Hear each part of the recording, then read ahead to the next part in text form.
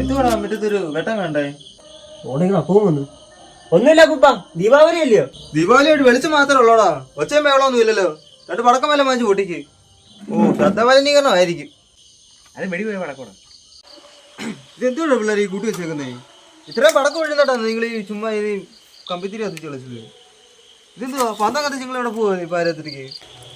നിന്നെയൊക്കെ കണ്ടിട്ട് പടക്കം കത്തിക്കാൻ പേടിയില്ലാത്താൻ വരാൻ തോന്നുന്നു. പേടിയൊന്നുമല്ല ഉപ്പ, എന്നാലും നമ്മുടെ സേഫ്റ്റി നമ്മൾ നോക്കണ്ട. ഇനി വേറെ പിള്ളേരെ ഞാൻ കാണിച്ചു തരാം.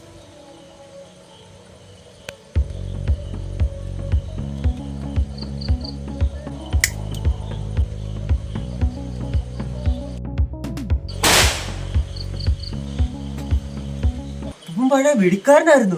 ഇതെന്തുകൊണ്ട് ഇരിക്കുന്നേ? ഓലപ്പടക്കം പോവാ. അവിടെ ഞങ്ങളുടെ കാലത്ത് ഓലപ്പടക്കം വെച്ച ഒരു തേങ്ങ ഇടത്തരം ഉണ്ടായിരുന്നു. എന്ത് വെടിയാടാ? എന്തോ വെച്ചാ അല്ല, അത് പൊട്ടിക്കഴിഞ്ഞ എന്തോ വെടിയാന്ന് പറഞ്ഞതാ. പിന്നല്ലയോ, ഭൂമി വരെ കുലുങ്ങി പോകാറുണ്ട് കുത്തിച്ച് കഴിഞ്ഞാൽ. പണ്ട് മാത്രമല്ല, ഇപ്പോഴും വെടിയാ. എന്തോട് പൂത്തിരിയാ പോവാ.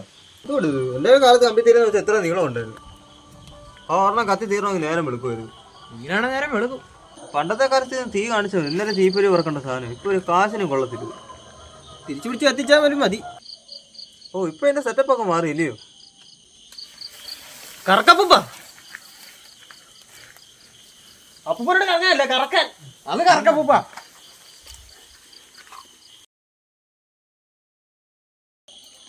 കൊരപ്പൊന്നും വായിച്ചില്ലൂടെ പിള്ളേരെ?